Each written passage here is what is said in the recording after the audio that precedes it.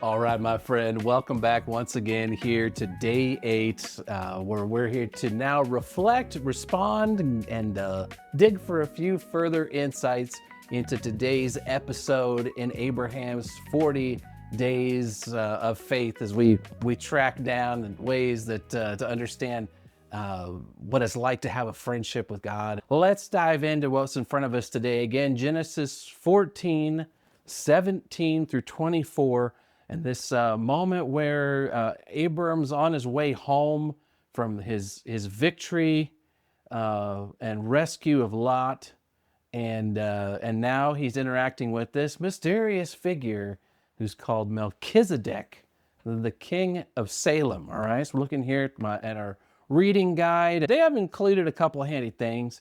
Well, I hope they're handy anyway. One of them is a map, and then you got a little image here. So first, the image. This is an artifact discovered that dates to about the time of Abraham. It's a couple hundred years after him. But this right here, it depicts a Canaanite king. You know, he's seated on his throne there. He's got a pretty nice hair situation going on.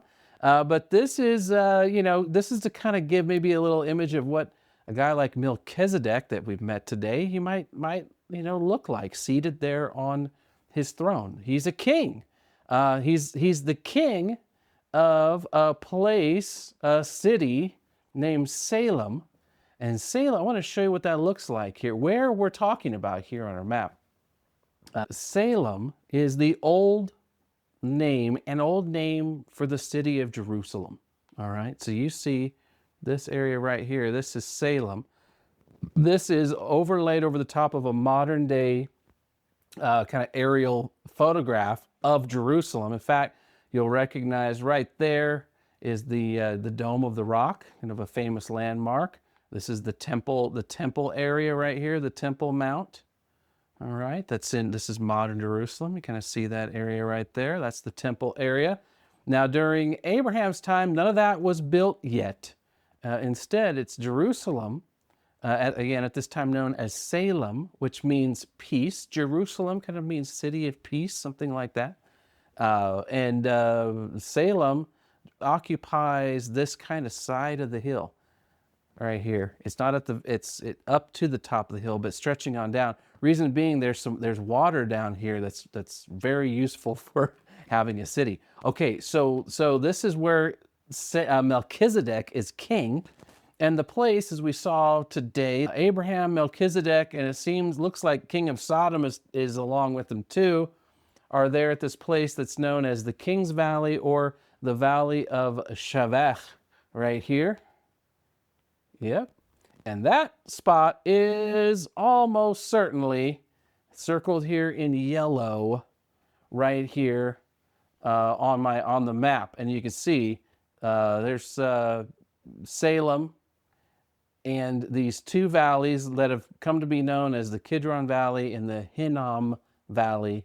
They meet right here at this location. This is the site, almost certainly, of Abram's meeting with Melchizedek. I just thought that's pretty cool. As we read and reflect a little bit more on today's reading and what we might get out of it, there are a lot of places where this could go.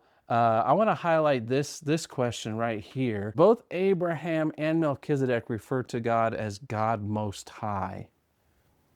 And so let's reflect on that name for a minute. What truths about God does the name God Most High emphasize? Of course, God in the Bible has lots of names because he's incredible. And one or two names don't do him justice as we describe what he's like and who he is and what he does. With this God Most High, when you think of that, what does that emphasize? All right, reflect on that name. And here's a couple of things I put down. First thing is God's Most High. Okay, that means he isn't outranked by anyone. He's not just high, he's most high, all right? He isn't middle management. in this grand scheme of the universe. Don't you, when you call like customer support and, you get someone, maybe they're trying to be helpful, trying to help you. But it turns out they're just, they got to refer you to a supervisor. You know what I mean? Well, you don't do that with God. God doesn't have to refer you to a supervisor. He's not middle management. He's not customer service. He's tops. His plans aren't suggestions. His promises aren't wishes. He doesn't hit red tape. He doesn't run ideas up the flagpole. He is God Most High. What else does the name God Most High emphasize? Again, just giving you some ideas. Here's another one for me. He's the Most High, so he has the most elevated perspective. He stands at the top and he looks down. He sees it all. He sees reality. He sees moves ahead. He's the Most High. There is no greater wisdom, no greater insight, no greater knowledge than the wisdom, insight, and knowledge he has. So whenever he speaks or offers direction, what a gift to get that from God Most High. All right. And then how about another one? He's Most High, so he has ultimate authority. He doesn't make requests. He gives orders. This is the slice of what it means for God to be God Most High. And what a God to have. What a privilege, what a benefit. I mean, you and me, as we're sitting here reading, we are so privileged, we don't even see how privileged we are to get to not only think about, read about, ponder this God Most High, but to then be able, like Abraham is able to do, to call him our God. He belongs to us and we belong to him. It's incredible. It reminds me of a psalm that David wrote, talking about God. He says, "Let the whole earth sing to the Lord. Each day proclaim the good news that he saves. Publish his glorious deeds among the nations. Tell everyone about the amazing things he does. Great is the Lord. He is most worthy of praise. He is to be feared above all gods." And this is the line that made me think of this in relation to God Most High. He says, this is David again, he says, "The gods of other nations are mere idols, but the Lord made the heavens." He is the creator God. He is the Most High. And that is exactly the mindset here that pairs with calling Yahweh God Most High. He's the creator. He not only is above the, us, he's above it all. He made this world and he owns it. He has authority over it. He sees all that's going on and no one outranks him. No one tells him no. He does what he wants. And the good thing for us is he wants to do good, kind, loving things. Anyway, so here's what's wild though, is the appearance of this Melchizedek character. So put yourself in Abraham's shoes. Let's try it. Imagine you're Abraham. You put yourself in his sandals. You got this guy, Melchizedek. He shows up kind of out of nowhere as a king and a priest of God Most High. What's your reaction to that if you're Abraham? Let's get honest for a minute. Abraham today discovers, to the total shock of us, the reader, and I imagine even him as well, he discovers, hey, God has other people. It's not just him. God has other people too. How do you feel about that? I'll tell you what, that's a fact. God has other people than you. And how you respond to that, man, it kind of says a lot.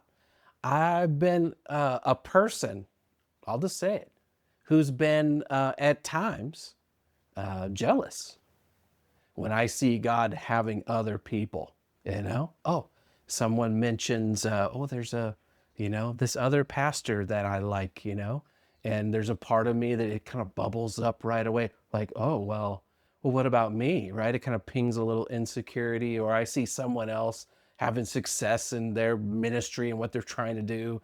And there's a little part of like, it's like the jealousy, the insecurity bit can bubble up and go, well, who's this guy? What are they doing? I'm the one that God should be working with here, not them, right? When other people pop into your world that are God's people, and it can spark some jealousy. Think about Abraham. He's doing well. Don't get me wrong. He's got, he's got his entourage, and he's growing, and his, flocks and herds are growing. But on the other hand, he meets this guy Melchizedek. He's freaking king of his own city and a priest, no less. He's got people. He's got a city. He's got establishment. And maybe Abraham, I don't know, maybe he was tempted to think he had some kind of exclusive contract with God where he's God's guy in Canaan, who's this other guy? But that's, he discovered, hey, God has other people. You're not the only one. It's a big world. God has big plans.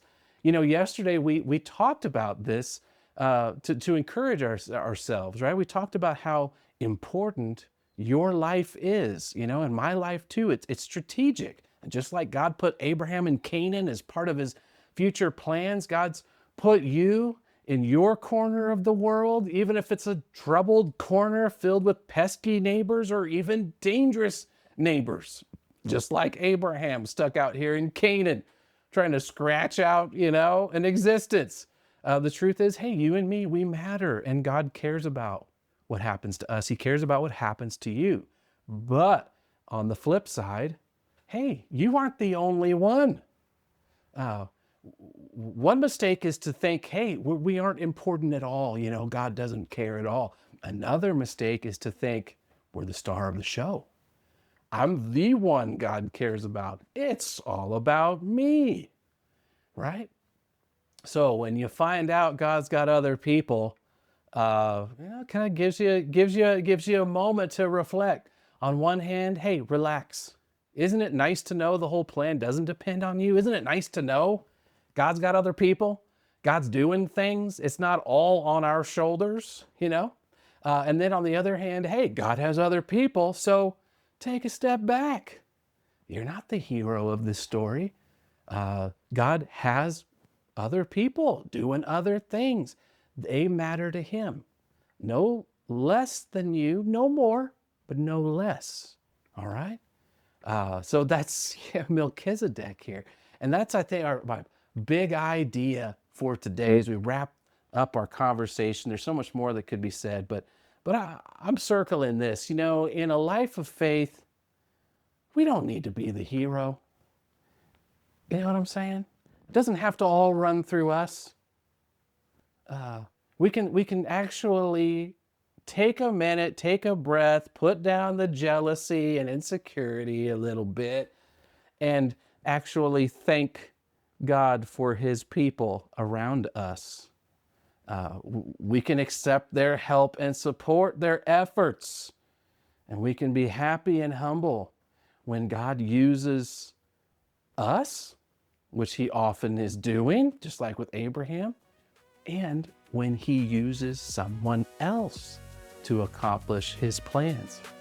We can relax. God's got people. Even mysterious people like Melchizedek, you know what I'm saying?